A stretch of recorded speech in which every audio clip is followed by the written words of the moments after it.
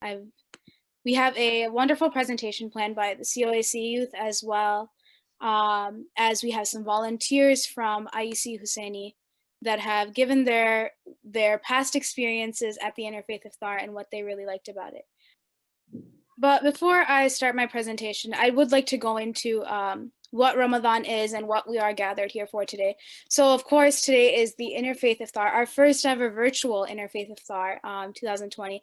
And it's in partnership with the Children of Abraham Coalition as well as IEC Husseini. Today's event is sponsored by Brother Mushtaq Merchants. So those tokens that you are getting for Alibaba restaurant, that was sponsored by him. And we'd really like to thank you for attending today's event. And we're really grateful that we're able to continue today's event even during today's circumstances. And for that, we will now. So while we would have loved to open our iftar with you, and while that would be ideal, today's conditions simply don't allow that. And your safety comes first. And so before we move on, we want to look at last year's Interfaith Iftar 2019, and look at the connections we made, just to give you a little bit of a reminder of, all the memories we made, all the friend connections and friends that we made that day.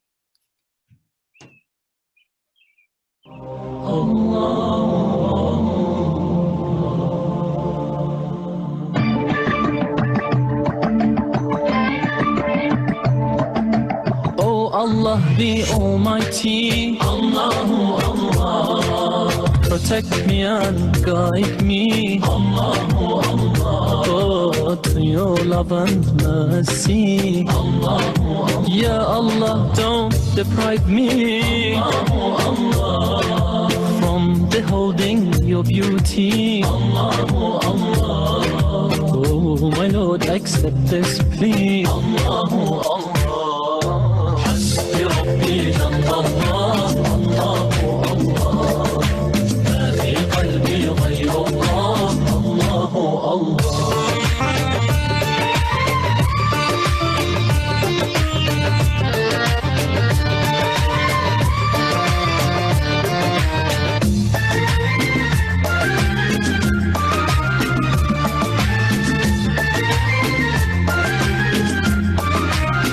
Affeder günahı Allahu Allah, alemin padişahı Allahu Allah, yüreklerin penahı Allahu Allah. İşit Allah derdimi, bu ahlarımı, rahmeyle bağışla günahlarımı, hayır eyle hem akşam hem sabahlarımı. Hasbi Rabbi Candallah, Allahu Allah, ma fi kalbi gayrullah, Allahu Allah.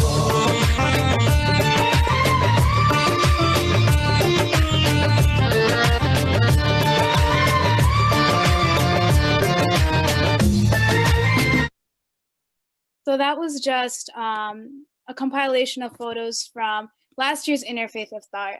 So going forward, we just wanted to again clarify what this month is all about. So of course, we are in the holy month of Ramadan, according to the lunar calendar of Muslims. And aside from being a month that Muslims fast from sunrise to sundown, Ramadan is mostly a time for self-reflection and to become closer with your Lord. The Holy Quran was also revealed during the month of Ramadan.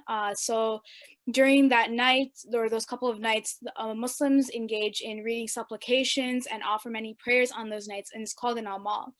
So the holy month of Ramadan is, for Muslims, it's for fasting, but we don't see these traditions or these practices only for Muslims. We see it in other Abrahamic faiths as well.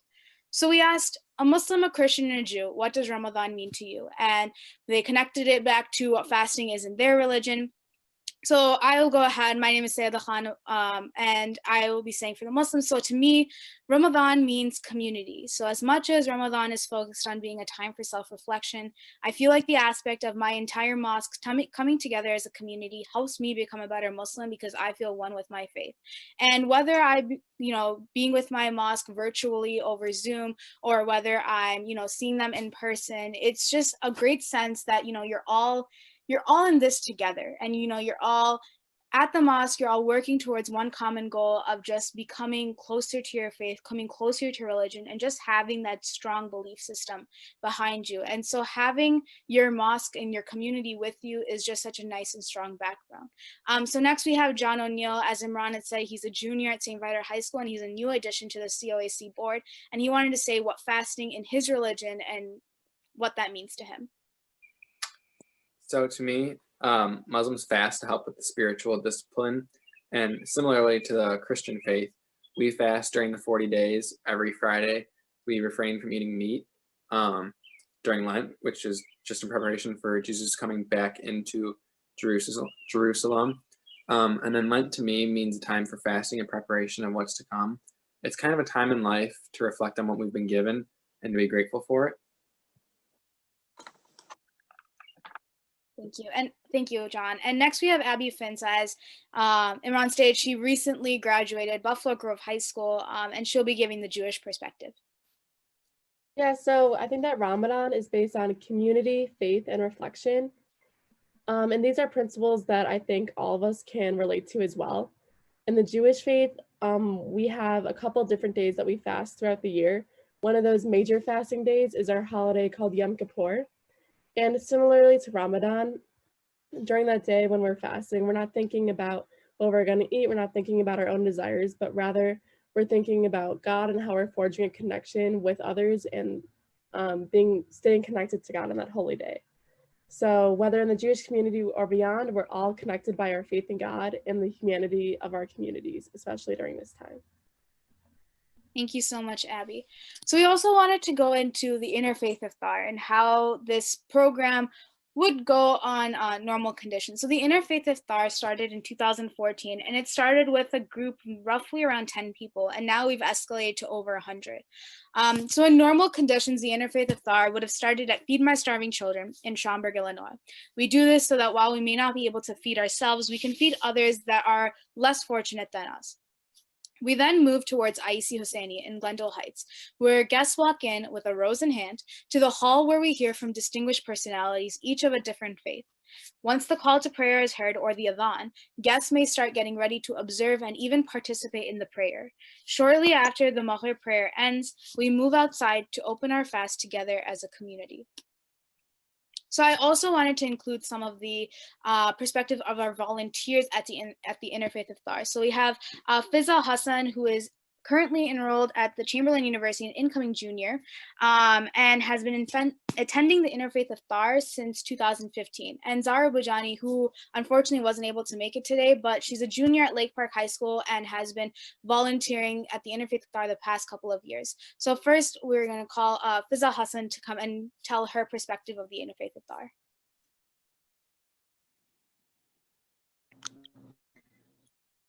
The Interfaith Iftar is something that I've always looked forward to because it's a day where people from all different backgrounds, ethnicities, and faiths come together and do good by volunteering at Feed My Starving Children.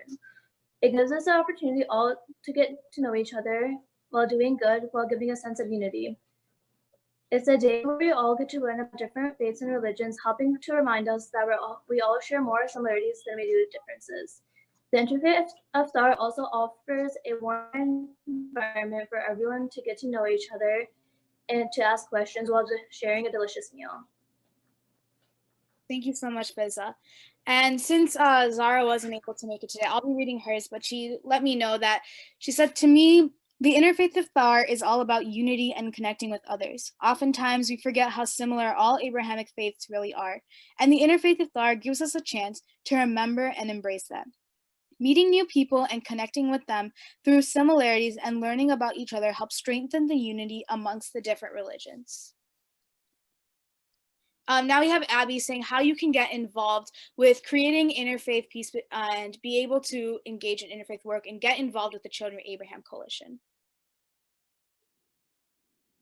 Yeah, so for anybody that is new to this event or is unaware, one of the co-hosts is the Children of Abraham Coalition, which is a nonprofit founded to build understanding, respect, and relationships between Christians, Jews, and Muslims. So we'd love for you to get involved with our events and with our organization.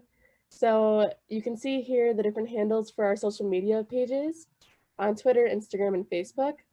And then I've also linked our website, cuacpeace.org, and then the date of our next event, which is on September 13th, and that is our annual Potluck for Peace, which this year we're going to be focusing on a celebration of interfaith culture. And this event has not been canceled, it is just virtual. So we'd love for you to get involved and we want to see you all there. Thank you.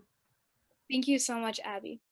So now that we've taken a great trip to memory lane and we've looked at the interfaith in the past, it's time to make some new memories, make some new connections, make some new friends, and go forward with today's first ever virtual interfaith iftar. Thank you so much.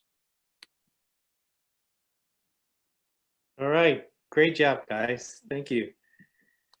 The current landscape of misunderstanding in the world has our next speaker motivated more than ever to work at creating opportunities for people of all faiths to connect to each other through interfaith dialogue. Pat Nisenholtz is a co-founder of the Daughters of Abraham Committee, a signature program of the Children of Abraham Coalition. Pat is a Jewish educator and has spent the last 20 years working for the Jewish Community Centers of Chicago as a specialist in Jewish early childhood. I now present to you Pat Nisenholtz.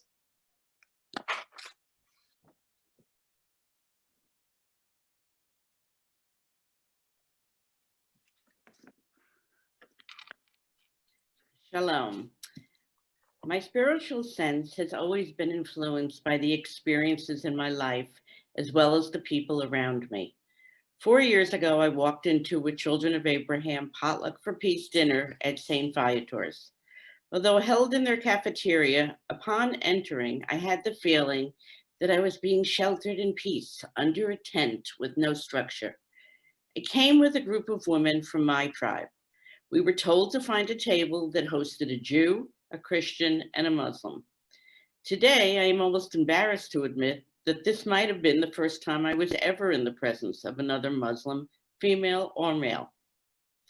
This event, this dinner, these conversations that were taking place at a round table would be the first step of an involving journey in interfaith outreach for me.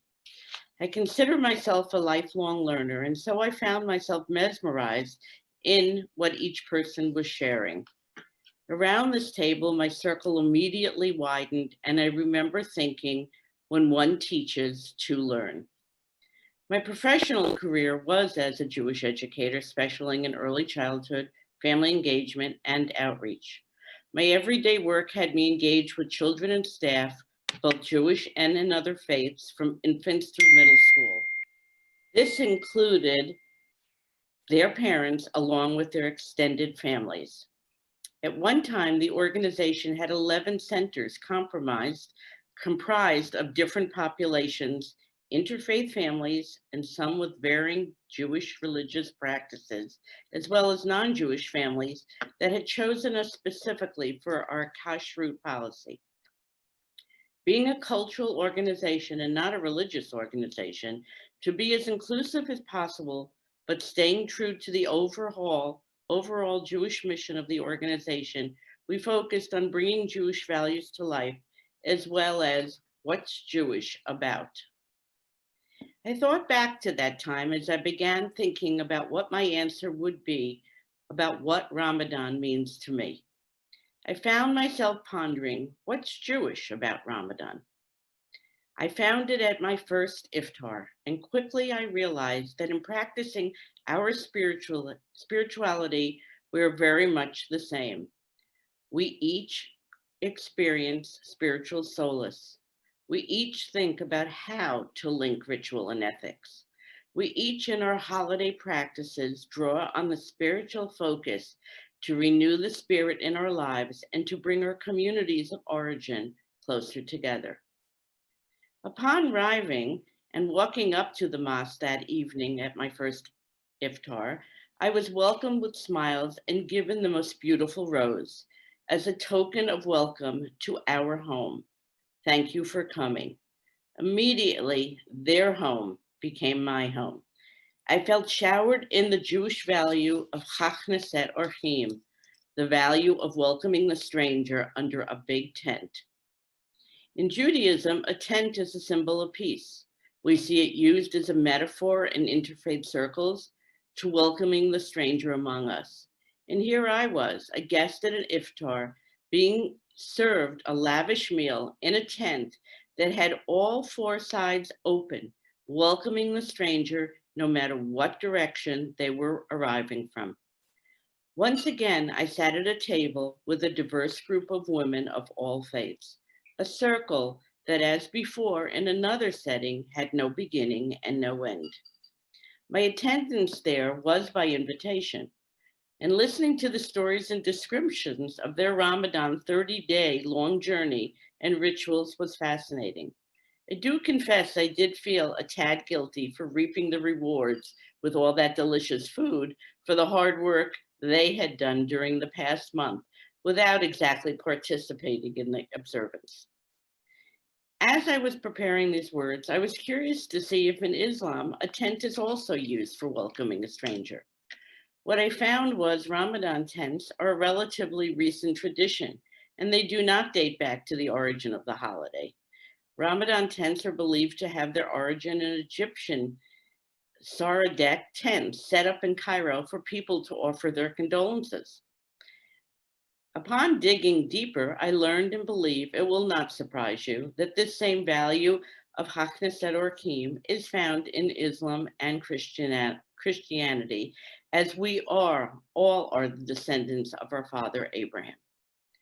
On that night, though, I was not aware of all the similarities we shared.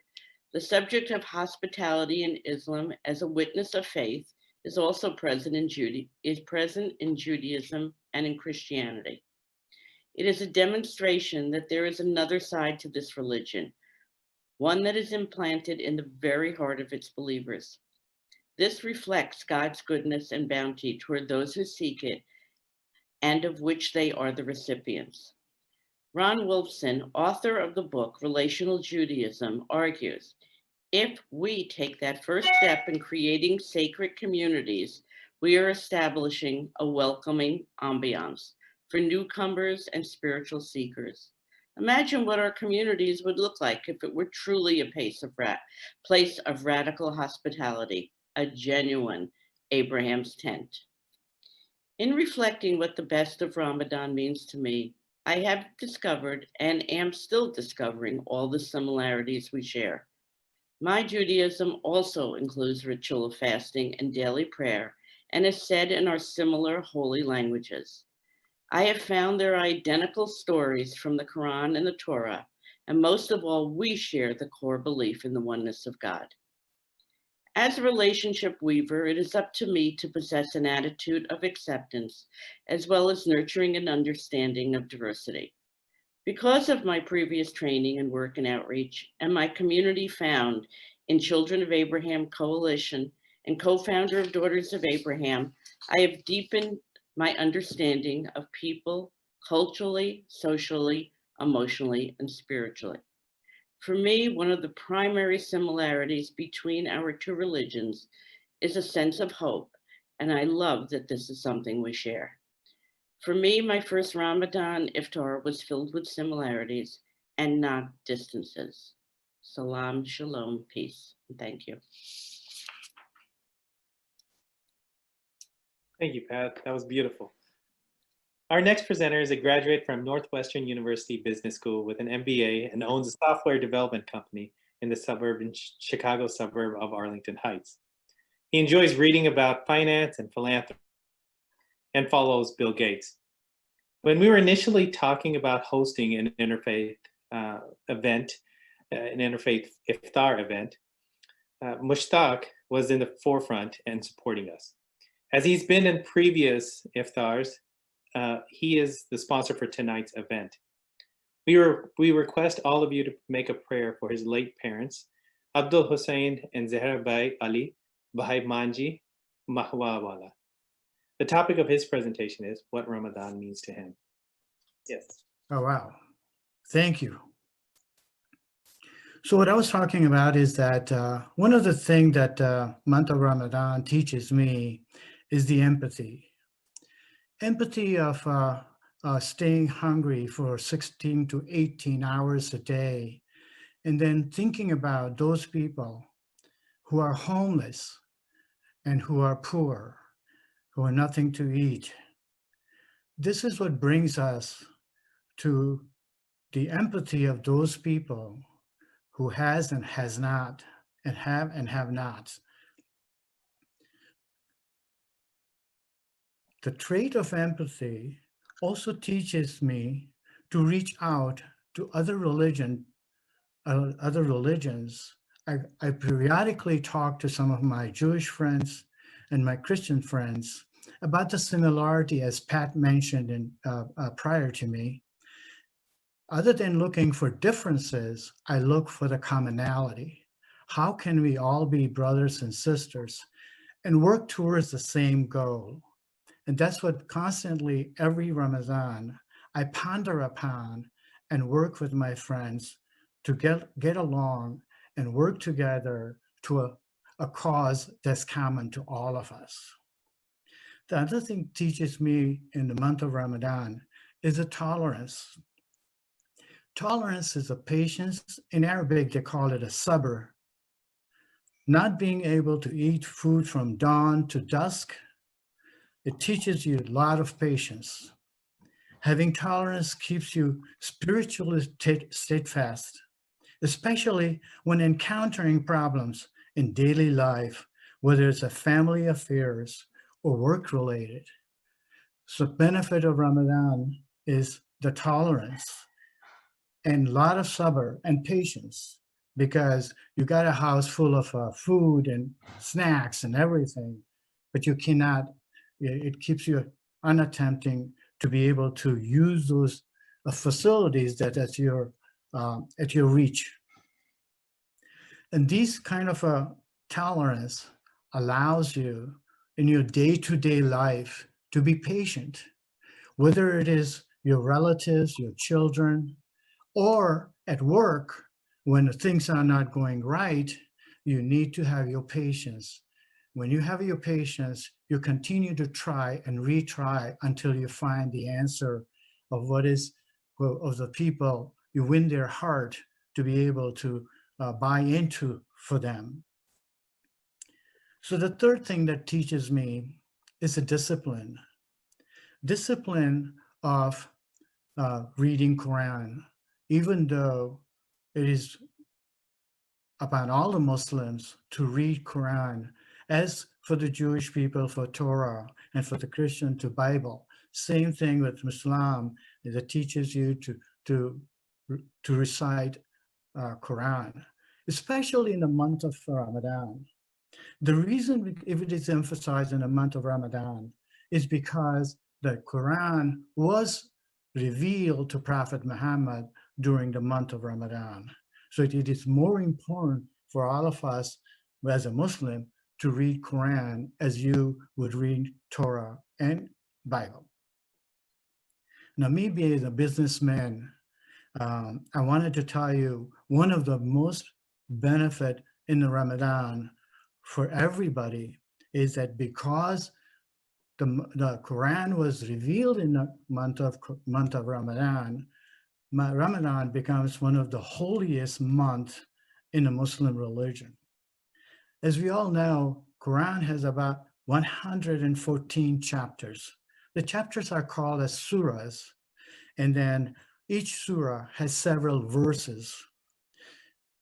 And one of the surah in Quran, which is surah number 97, which is surah for Qadr. Qadr means the grand night. And you will see why I say as a businessman what a grand night is going to be. In this night is the night when God revealed Quran to Prophet Muhammad. None of us know what night it is within that month.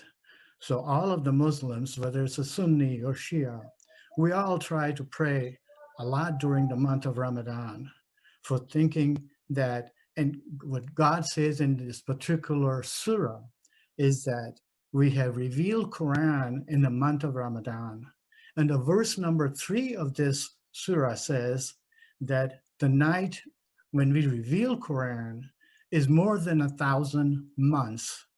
When I look at my calculation for 1,000 months, it comes out to be about 83.33 years.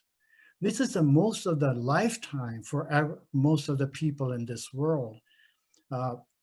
And what that means is that if you were to pray and it happens to be the night of Qadr, my feeling is that the prayers, as the normally benefit of a certain amount, that in the night of Qadr, if it happens to be the night of Qadr, you actually have wonderful benefit, tremendous amount of benefit, because God says that this night when Quran was revealed to Prophet Muhammad is equal to 83.33 number of years. So we hope that if we hit that night during the month of Ramadan, we basically hit the jackpot.